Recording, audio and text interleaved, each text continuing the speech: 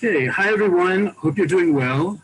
Thank you all for joining um, to Cafe Oleh. Those of you who are new, this is your first time. My name is Jay Rosen. I'm a volunteer with Nefesh B'Nefesh.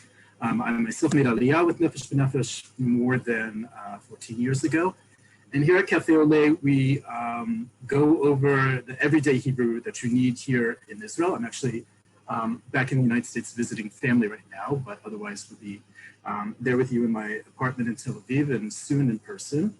And the idea is really to go over everyday Hebrew, not necessarily the Hebrew you're learning in Ulpan, not necessarily the Hebrew that you've learned in any capacity, formally or experientially, but really focus on the things that you want to know being now in Oleh or in Olah. So how to pay bills, how to go grocery shopping, how to understand the news, everything that you need for everyday life in Israel, not viewing Israel from afar, not being on vacation in Israel, but everyday life.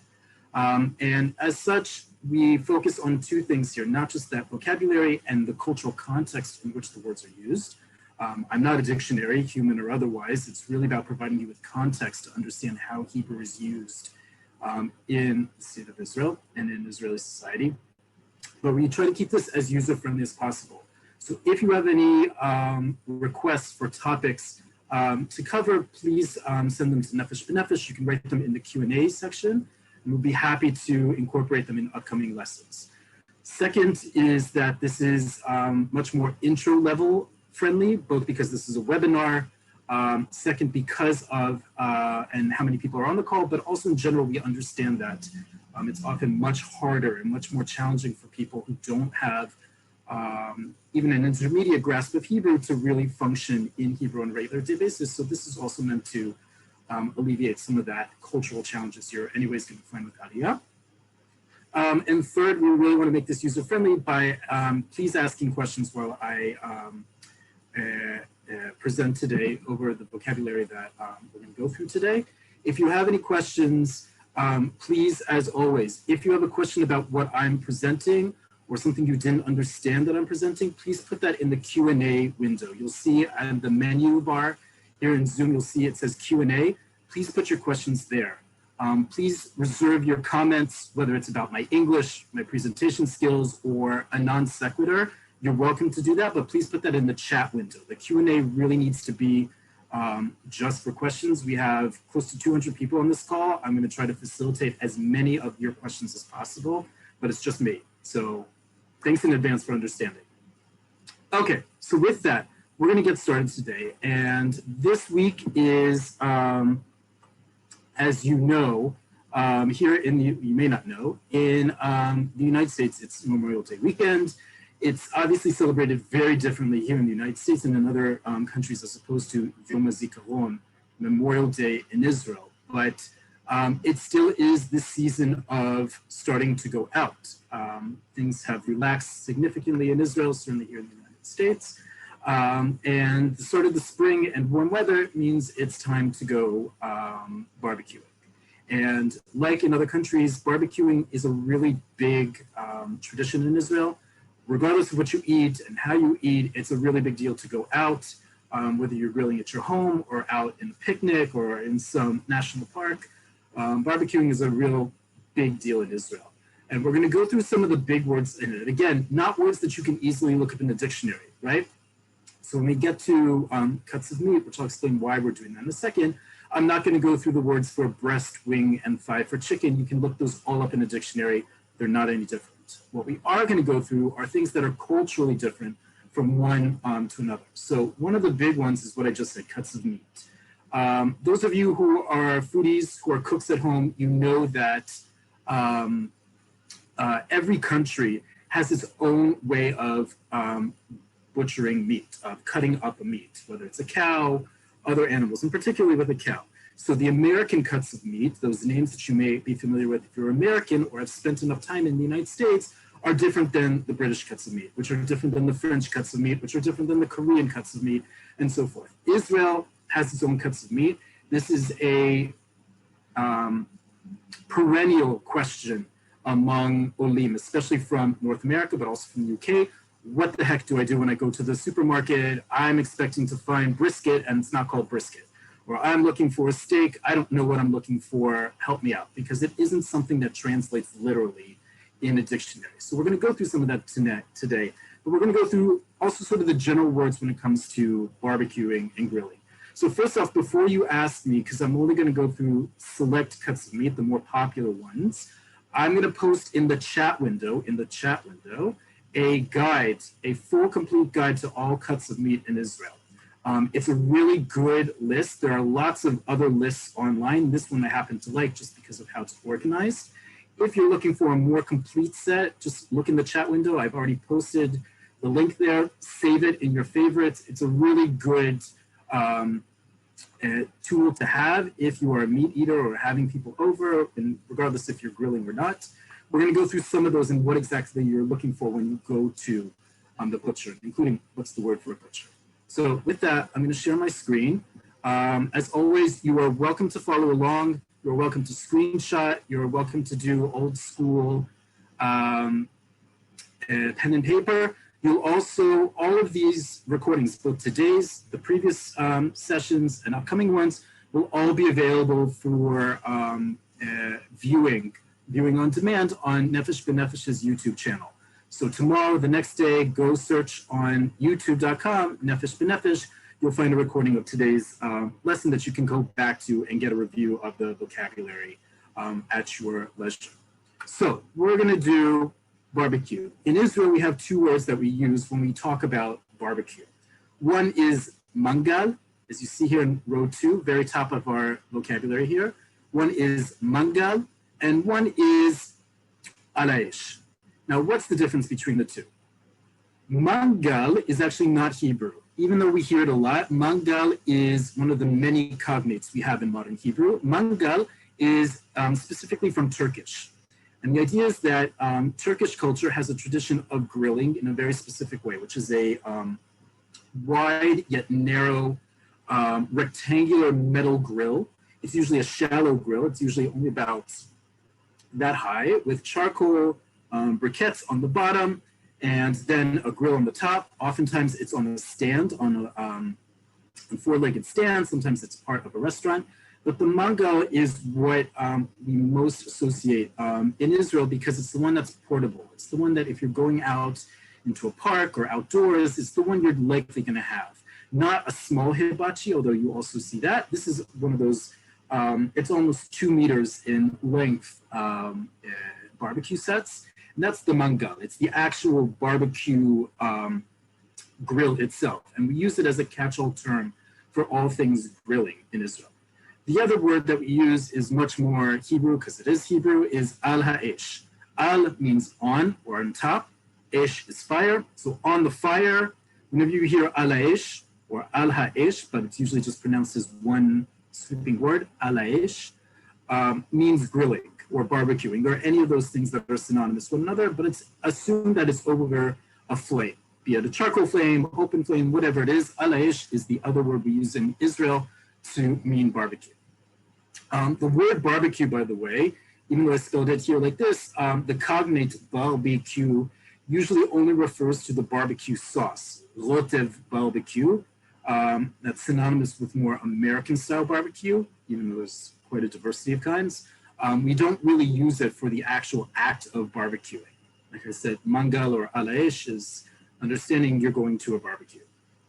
Okay, so let's get into some of the words that are important to know when if you're deciding to do Oleh, whether it's at home, outdoors, or at a friend's house. So let's move on to these first sets of words starting in row 4. So the first word that you need to know is, if you're not having a mangal, that type of rectangular one, you're going to be using some sort of grill or grill.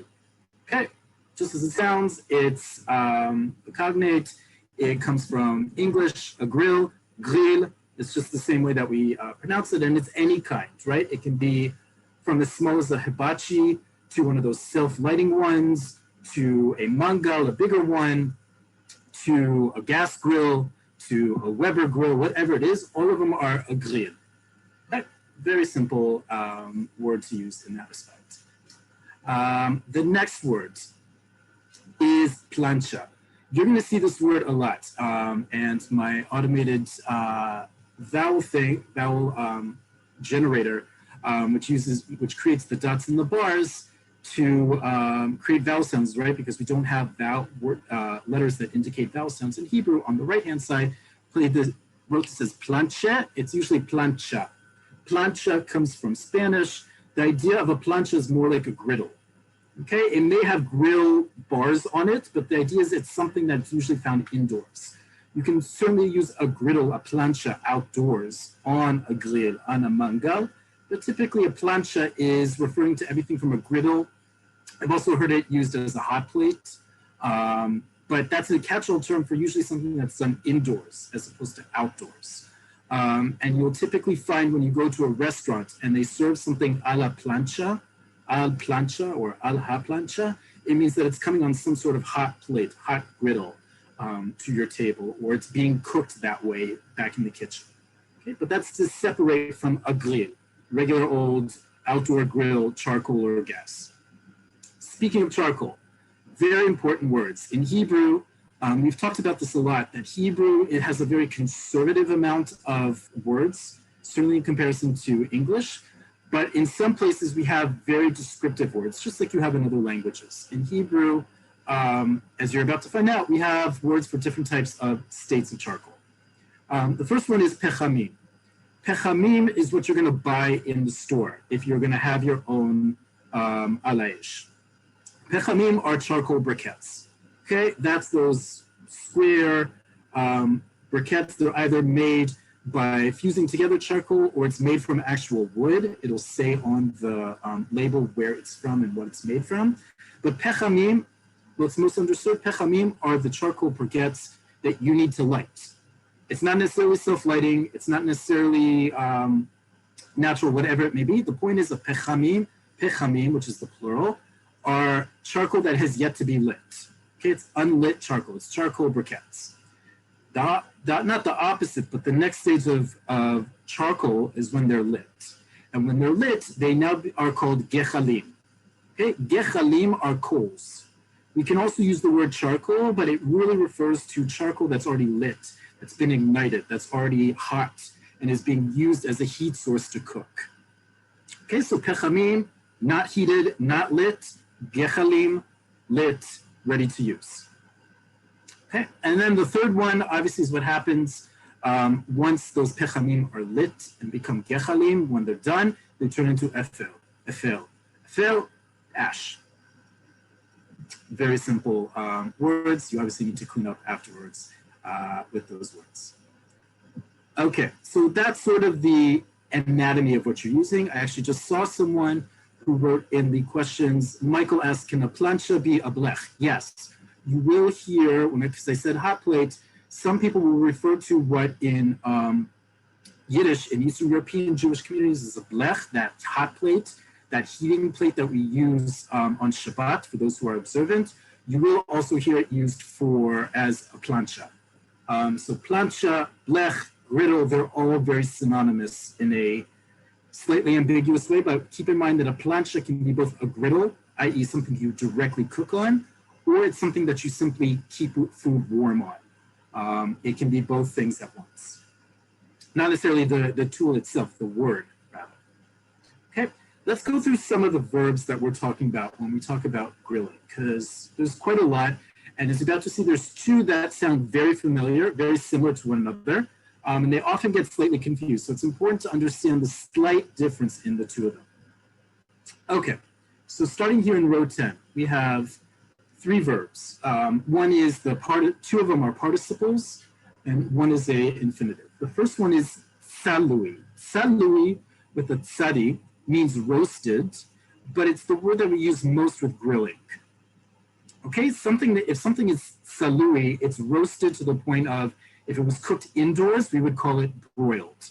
If it was cooked outdoors, it would be grilled. Okay, so salui means roasted. It's an adjective. It's technically, the grammatical term in English is a participle. So you can refer to basal salui, roasted meat or grilled meat. You can use it as an adjective, as a verb, even as a noun. the roasted meat, and it's implied that something is roasted. Okay, but that's salui with the tzadi. That's as opposed to row 11, which is kalui. Kalui with a kuf is roasted, but it's really referring to toasted, right? So toasted bread. This is the word that's also, by the way, used when you roast vegetables. Typically, it's going to be yirakot kluyim. Okay, roasted vegetables. This is the word that we're going to use for vegetables, typically that we're doing in an oven. Anything that's done on a grill, however, or in the broiler will be salui. Okay, so slight difference. They sound very similar to one another for sure. Salui, roasted, i.e. grilled. Kalui, roasted, i.e. toasted or in the oven. Okay, so again, salui is the one that you're going to use with meat. Kalui is usually the one you're going to use with vegetables. But again, anything that's cooked on a grill or under a broiler is going to be salui with a tzadi. Anything that's cooked in an oven is roasted or toasted is going to be kalui. Okay? That's the major difference between the two. And then the third one is a very important one in Israel because this is what you do when you have a mangal or you have alaish. You will see people do this religiously. You'll see people do this with all sorts of different types of utensils. There's even a plastic utensil that's made specifically for this, which is linafnef. Linafnef is it's a verb. It's actually onomatopoeia. We know that onomatopoeia means it's the word is named or it's created out of the sounds that it makes or the action that it makes. And linafnef is particularly to fan flames, right? So you'll see whoever's manning the grill will do this very forcefully. They'll have all sorts of different utensils, like I said, apparatuses to get the flame going, get the coals lit. And so the linafnef is to do that, is to fan the flames, usually with a piece of plastic or a piece of cardboard. There's all sorts of different ways, but that's the word that you're gonna see quite a lot of people doing is linafnef. Okay, and that verb gets conjugated regularly. You can put it in any conjugation tool or table. I'm not gonna do the full conjugation here because that's quite a lot. Okay. Just one second. Bernie, you are writing in the Q&A section. You can scroll up and down to see them. I see that some people are having issues with the Q&A versus the chat, but you did at least write in the Q&A, so thank you for that. Okay, some other words. Israel, whatever your diet may be, Israel is home to quite a large population of non-meat eaters. Certainly around the world that's the case, but in Israel in particular, there's quite a lot of non-meat eaters or people who eat not necessarily a particularly carnivore diet. And so Hebrew has adapted to that through the decades of modern Hebrew to create some very important words that whether or not you yourself are vegan or vegetarian, they're important to know, both of what you're going to be serving and maybe some of your guests. And it's important to know the difference, obviously. So the first word is row 14, simchoni. Simchoni comes from the word semach. Semach is a plant in Hebrew, any kind of plant. Simchoni means vegetarian. Okay, so all the things that vegetarian means, which is eating dairy, oftentimes also eating eggs, but not meat. So vegetarian in Hebrew, simchoni. It's an adjective, simchonit, simchonit, simchonim, simchoniot. That can refer to both a person, but also food. It can be simchoni as well as a person can be simchoni. The next level of not eating meat is tivoni. Tivoni, vegan. Okay, so absolutely no dairy, no eggs, oftentimes not even honey, anything that's animal derived. If you don't eat anything that's animal derived, you are tivoni. Tivoni, tivonit, tivonim, tivoniot. This word comes from teva. Teva means nature in Hebrew. Okay, so simchoni, vegetarian, tivoni, vegan. Very important that you know the difference between the two and hear the two. In Israel, if you're looking for something that is certified vegan, it will actually have a label in English. It will be a red heart, and it will say in the in white letters in the middle, vegan friendly. You've probably seen this label in other products around the world. It's similar in Israel. Very important also for those of you who are Shomrei Kashrut, you keep Kashrut. As you also probably know, Palve, the term Palve, which comes from Kashrut, does not necessarily mean Simchoni or Tivoni, so you can't go along with that if that's of importance to you, to make sure that you and or your guests are eating Simchoni or Tivoni. The next word is a very important one, and you're going to see this a lot on Simchoni and Tivoni foods, is Minat Someach. You've probably seen this on packaging before. There's a very popular brand of meat-free foods called Tivol. Again, it comes from that same word Teva, that same root, that same sholash of Tet, Bet, Ayin, that means nature. Minat Someach means plant-based. Min means from, and someach is from that same word plant. Okay, so anything that sprouts, that grows out of the ground. Min hatsomeach, we would translate that best into English as plant-based. Okay, so this company, Tivol, which is primarily in the frozen section, makes all sorts of plant-based foods. Schnitzel, burgerim, kebabim, all sorts of meat-based foods. It's been around for quite some time. And Minat Someach is what it's going to be called. So if you're looking for a vegetarian or a vegan schnitzel, it's usually not called Schnitzel Tivoni or Schnitzel Tzimchoni. It's typically called Schnitzel Minat Someach. Okay, so plant-based schnitzel. Because usually it's derived from all sorts of different things. You want to be sure that it's if you're cooking for someone who's Simchoni or Tivoni, it won't necessarily say those words on the label, but Minat Someach means that it's plant-based, and that can be for a variety of things. Okay, so those are the words for meat-free. The next two words. These are two words that, again, you can look these up. It may be a little... I certainly, learning Hebrew, didn't know these words because they weren't necessarily as relevant growing up in North America. But in Israel, they are very relevant because we have them much more frequently, much more as an everyday thing than we necessarily do in other countries. The first one is katsav. Katsav is a butcher. Okay, this is not a ritual slaughterer according to Jewish law. This is not a shochet. A shochet is the person who ritually slaughters meat. That is not a katsav. Katsav is a butcher. Right? The meat that's already processed, that's already koshered, the majority of meat in Israel is sold, is basal kasher, is kosher meat, not all of it. Don't jump on me, not all of it, but a good amount of it is. And it's sold, it's turned into the various cuts of meat by a katsav. Katsav is the butcher. And the butcher sits in what's called an itliz. Okay, itliz is the Hebrew word for butcher shop. It comes from Greek. This is the word you're going to look for. An itliz, a butcher shop, is typically sits as its own store, right? So this isn't the meat department in a grocery store or a supermarket. This is an independent, freestanding store, is the itliz. Okay, so itliz is the butcher shop, or however you call that in your respective countries of origin. And that's where you're going to buy exclusively meat. Maybe they have other things that go with it, like sauces and marinades, and side dishes, whatever. But an itliz is exclusively a butcher shop. It's where the butcher, the katsav, works. Okay, so let's go through some of the major cuts of meat that you're probably most familiar with, those of you who are meat eaters or cook meat or serve meat. Again, please refer to the link that I put in the chat window if you're looking for the comprehensive all cuts of meat, and we're specifically talking about beef, cattle.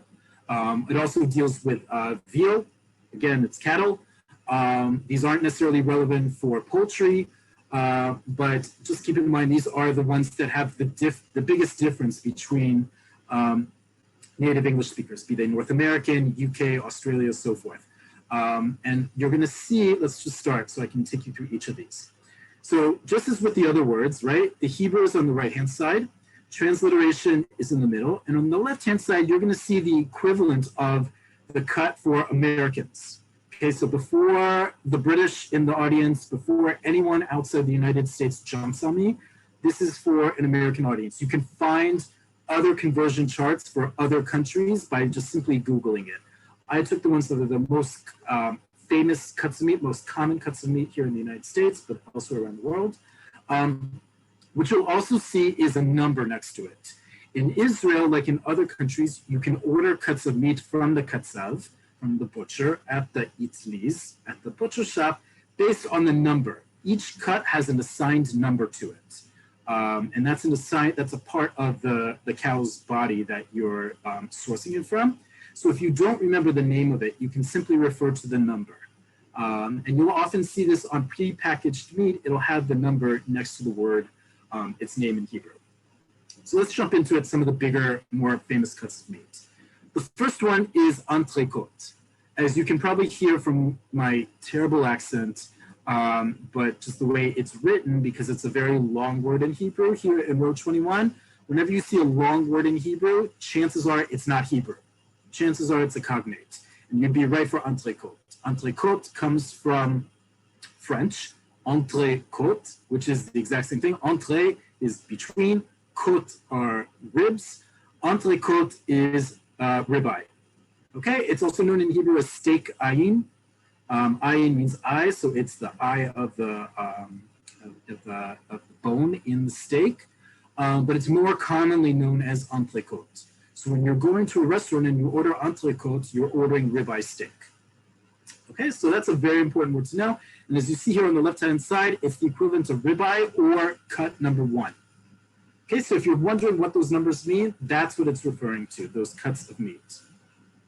Okay, next one, a very popular one throughout the world, certainly in Jewish communities around the world, is chazeh bakal.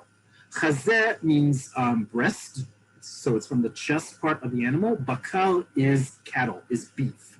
Okay, so basal is the overall word for meat in Hebrew. Bakal is the word for beef. Okay, obviously not all meat is beef. So an important distinction. So chazeh bakal, beef breast, for lack of for a direct literal transliteration, is brisket. Okay, so if you're looking for a brisket, like you know from certainly from North America and from other places, you're going to look for chazeh bakal, also known as cut number 3. I'm not going to go through all the cuts, like I said, so these numbers are not going to be sequential. Go to that link that I put in the chat window, save it. That gives you all the cuts of meat, 1 through, I forget how many there are. There's quite a lot in Israel. Okay, another one you're going to find a lot is sli katef. Sli is related to that word we just had, salui, right? Salui means roasted as in grilled or broiled. Sli katef, katef is shoulder. Okay, so sli katef is a minute steak roast. It's usually what you'll find is it's cut very thin because it's like a minute steak. This is the cut that you often see at hotels when they have those big buffet dinners.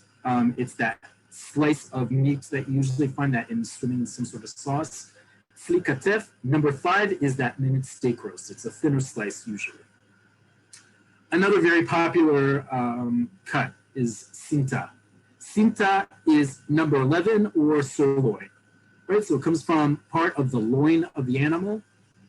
Simta is sirloin. It's the equivalent of sirloin, certainly here in the United States. Okay, another one that's very popular in Israel is shaitel. Shaitel is not the Yiddish word for a woman's head covering. Shaitel is rump. It's the rump cut of the animal, shaitel or shaitel. It's usually pronounced shaitel, and it's number 13. Okay, shaitel is obviously another very popular one in Israel, especially because of kosher butchers and the importance of kashrut. I'm not going to get into that because this isn't that kind of lesson. Another one that's become very popular in Israel comes in a couple different words. One is, you'll probably hear it most, is shpondra, row 26 here, shpondra. It's also known officially in Hebrew as kashtit. It's also known as asado. All 3 of these words mean cut number 9, which is short ribs. Okay, shpondra, kashtit, asado, all of them are short ribs. They may be with or without the bone attached, but they all refer to the meat that comes with short ribs. Okay, and this is a very important one because this gets a lot of people confused in Israel and in other countries as well, is the word kebab. Kebab is a catch-all term. It's a very popular type of meat dish in Israel and the Middle East, if not throughout Central Asia as well. Its origins are from Central Asia. Persian cuisine, Turkish cuisine, Arab cuisine, everyone has kebab. When we use the word kebab in Israel, it's only referring to ground meat, okay, that's put into patties or shaped along a skewer and grilled. Kebab in Israel, when you see it on a menu, will always and only refer to ground meat. That is in contrast to the next one, number 28, which is shishlik. Shishlik, or sometimes called shashlik, is what we would call in English-speaking countries shish kebab. Okay, that's chunks of meat. Okay, so chunks of meat like shish kebab is called shishlik or shashlik in Israel. Ground meat on a skewer is kebab. Doesn't matter what kind of animal it is, doesn't matter what flavoring comes with it. Kebab will always be ground meat. Shishlik will always be chunks of meat. Okay, so a very important distinction when you go to order or whether you go to the butcher or to a restaurant, shish kebab is rarely going to be seen as a word. It's not that it doesn't exist, it's just not the word that we typically use to describe it in Israel. We say shishlik for chunks, kebab for ground meat. Okay, and then before I get to your questions, two important words. We had these in the last lesson. Again, the last lesson and all previous lessons are on Nefesh B'Nefesh's YouTube channel. So just go to youtube.com, type in Nefesh B'Nefesh. You can even type in Nefesh B'Nefesh Cafe Oleh, and you'll find a recording of the previous ones. The other week, we talked about food and going grocery shopping, and these were two words that appeared in it. These are both adjectives. They are actually also participles. They can be used in the same respect, like a verb. The first one is miyuba.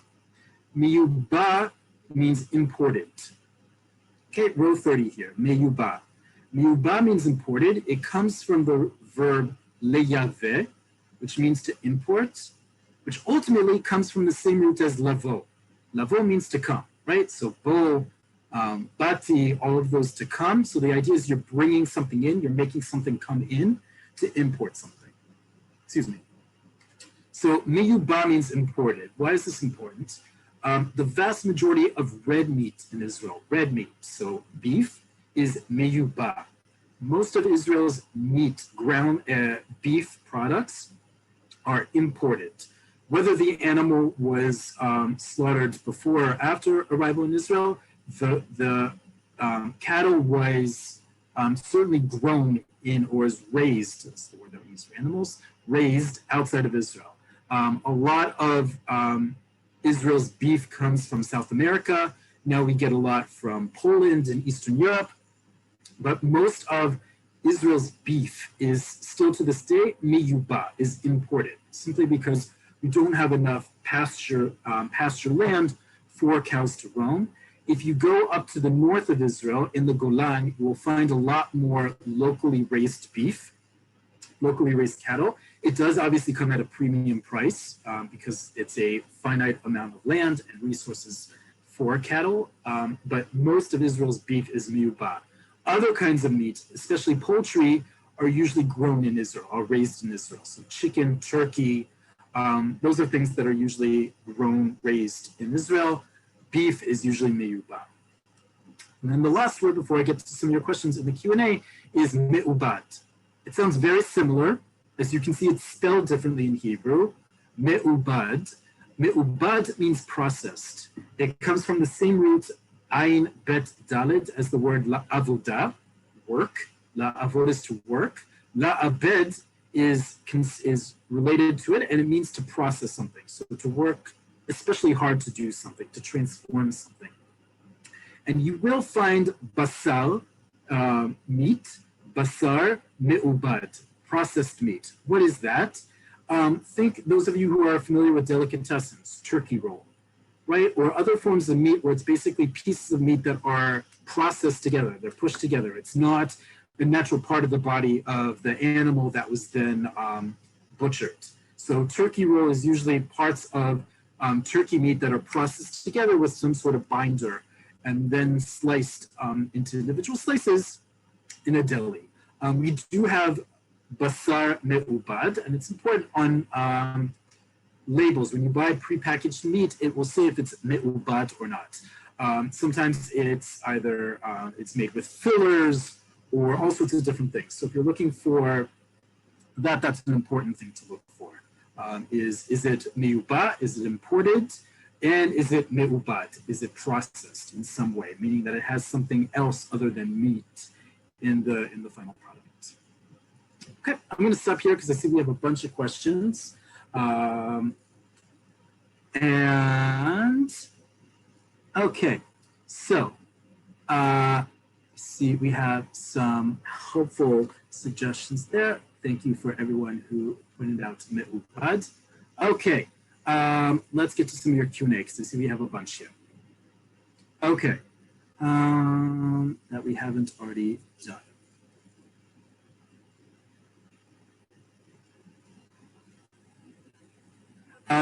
Elizabeth asked, linafnef, is it also used to fan the flames, as in to make someone angry? That's a great question. No, that is an expression that does not translate literally into Hebrew. Linafnef is not referred to someone to fan the flames, as in to cause someone to be angry. That's an English expression. We do have similar things in Hebrew that mean to get someone angry. The word that we use most is lehasit. And you'll see this word actually quite a lot in the news, unfortunately, in the last few months. Lehasit means to incite. Okay, so that's closer to it, but we don't have a literal translation of the expression in English to fan the flames. This means literally fan the flames, linafnef. Okay.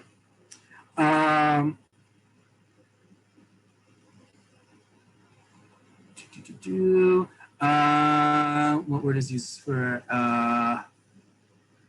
what's used in an air fryer? I don't know. I don't have an air fryer. The verb to fry in Hebrew is litagen. I'm actually going to write this in the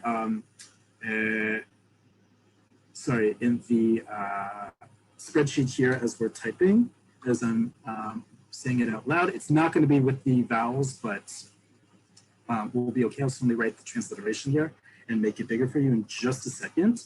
But the verb for to fry in Hebrew is letagen. Okay, to fry. Okay. That means any kind of frying, by the way, in modern Hebrew. So that's an air fryer, deep fryer, shallow fry, whatever it may be, is letagen. Right. So something that is mitugan. And in the future lesson, we're going to go over what is a participle and why is that so important in Hebrew. Something that is mitugan is something that is fried. Okay, mitugan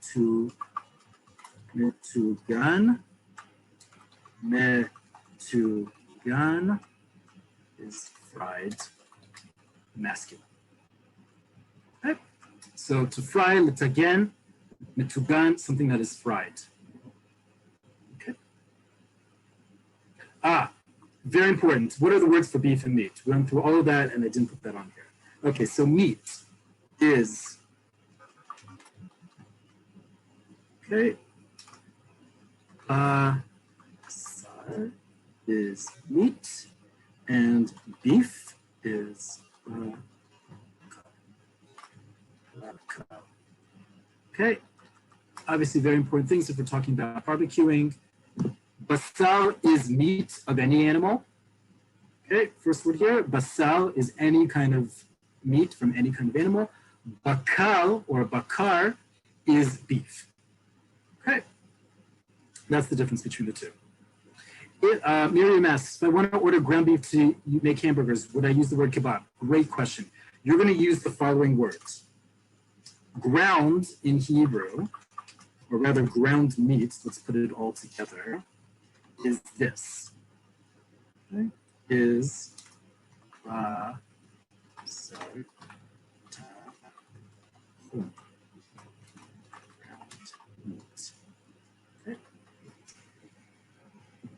basal tachun.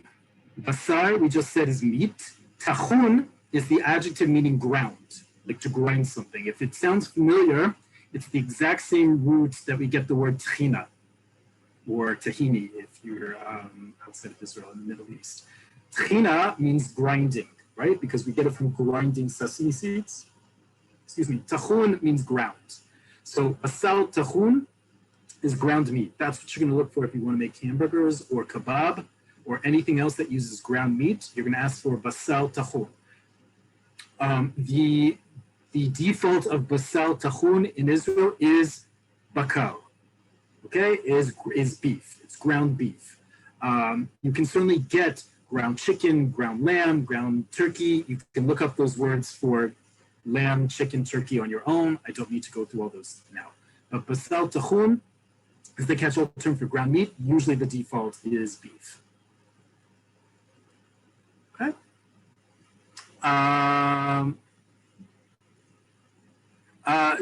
Do you know what type of meat is used in shashlik? That's a great question. Again, it'll usually say what it is. Typically it's beef, but it can also be turkey. It's usually something that, because it's a chunk, it can also be chicken. It'll say on a menu when it's served. You can also buy it when you go to a butcher, to a katzab. They'll also have pre-made kebab and shashlik, and it'll say what kind of animals it's from and what kind of spices seasoning is in it. Okay. Is there a specific word for grass-fed animal meat? There is not. There isn't. Again, the vast majority of meat in Israel, like I said, is miyuba, is imported. And that comes with a lot of ethical questions about how it's raised. Again, if it's imported and it's sold in a major supermarket or even a local store, it's kasher, it's kosher. That doesn't necessarily mean it's grass-fed, but it's not something that has caught on to such an extent. Now, if it's raised in Israel, if it's locally sourced beef in Israel, chances are it's going to be grass-fed because of just the means by which cattle for beef, for meat, is raised in Israel, as opposed to dairy, as opposed to other animals. But that's not something you're necessarily going to see unless you ask. And the word for grass is deshe, but it's not usually something that you'll find very frequently is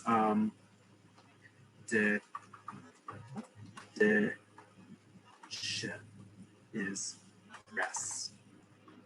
Okay. It's typically not something that you'll find, but it's an important one. Okay.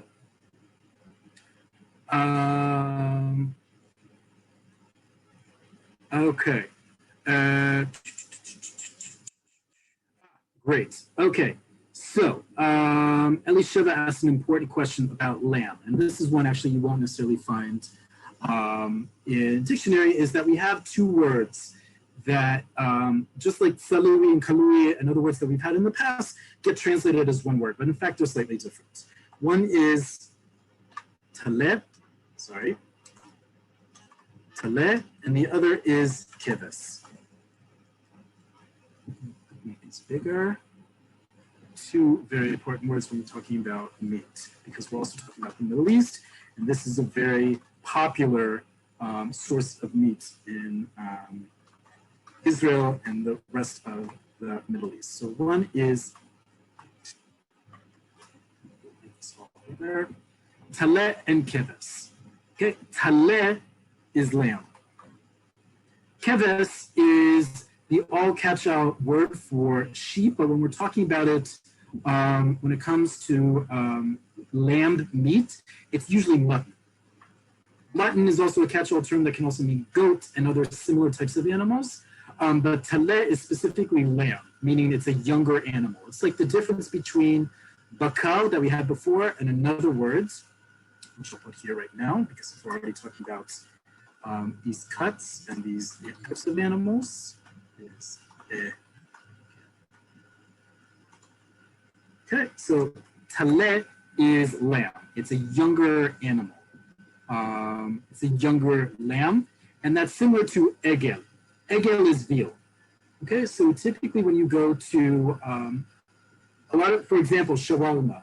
Shawarma in Israel is typically either hodu, which is turkey, or egel, veal. Okay, it's very hard to find in Israel shawarma keves. It's not hard to find, it's just not as popular as hodu turkey or egel veal, but it's certainly popular to find. Talet and keves is a similar difference. Keves is the catch-all term for lamb, because we usually don't say sheep meat, we say lamb meat. But talet means that it's particularly young lamb. Spring lamb is one of the terms that we use, I believe, in English.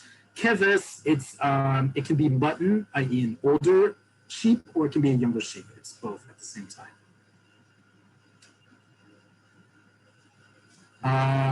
Okay. Oleh, yes, kebab refers to ground meat on a skewer only. Only. Kebab is only, when you see the word kebab, it will always be ground meat. What? Okay, Zoe asks, I get confused with kosher meat as all the meat is kosher, but is only kosher in a kosher restaurant. Okay, very important. In Israel, it is not incumbent for all meat, just like it's not incumbent for all food in Israel to be kosher. The vast majority of meat in Israel, not all, the vast majority of meat in Israel, which is derived from a kosher animal, i.e. poultry, beef, lamb, goat, is kosher. There are places that sell non-kosher of those, and that usually has to deal with the way in which the animal is slaughtered. But certainly if it's imported meat, so like beef, if it's imported beef, usually because it's for the vast majority of Israelis, it's kasher. Any store, any katsav, any kosher butcher shop in kosher itliz kasher, will obviously have, for those of you that's important, will have a certification of kashrut, a tirudat kashrut hanging up.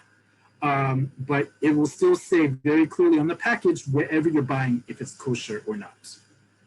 And when it comes to a restaurant, it depends if the restaurant is kasher. It may be that the meat itself is kasher because of the way it was slaughtered and prepared, but the way it's served, the way it's cooked may not be kasher. So that's a whole other lesson, obviously, in kashrut, in keeping kosher, that is beyond my mandate here.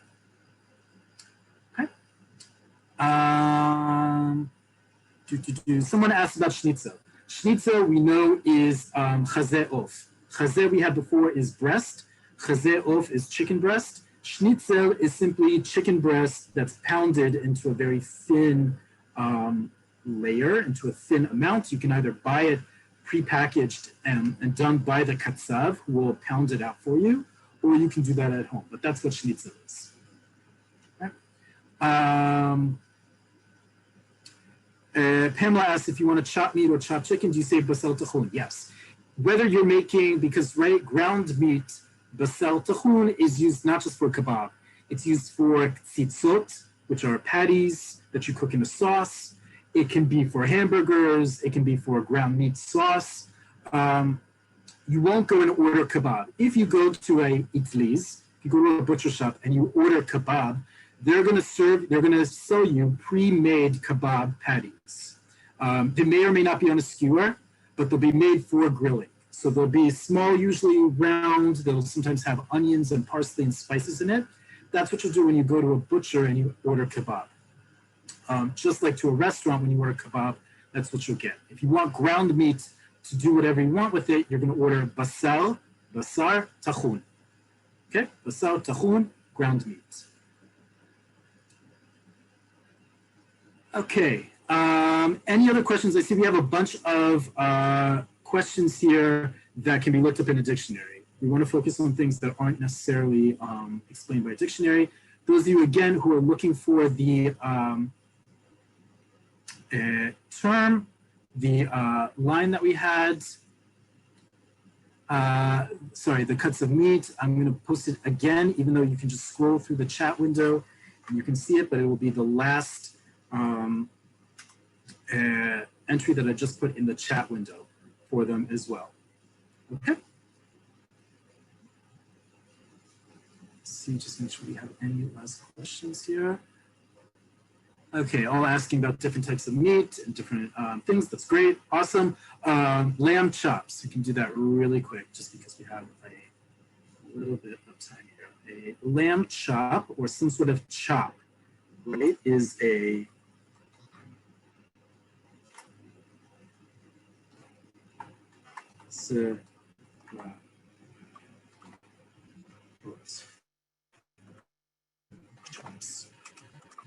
chops have, okay, if you're looking for chops of any kind, it could be veal chops, lamb chops, you are looking for tslaot.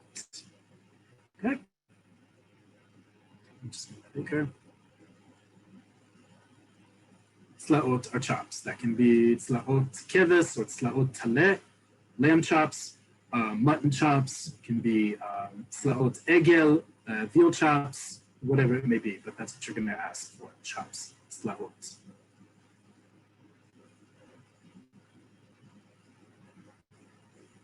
Okay. I see we have a bunch of questions, and it's awesome, about different types of meat, different ways of cooking. These are all words that you can look up, but really quick, someone asked about how you have your meat cooked.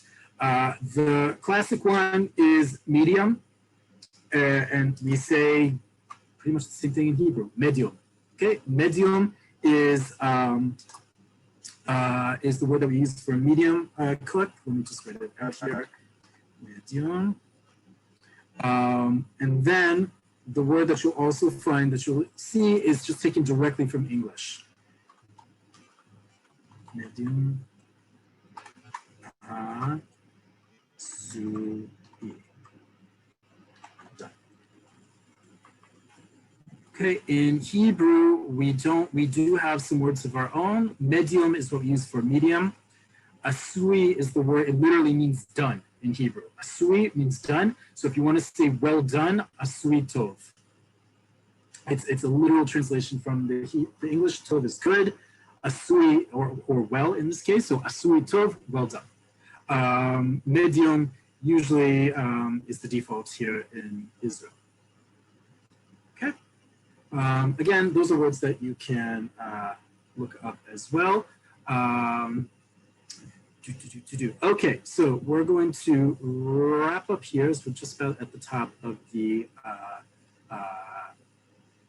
list, of the hour rather.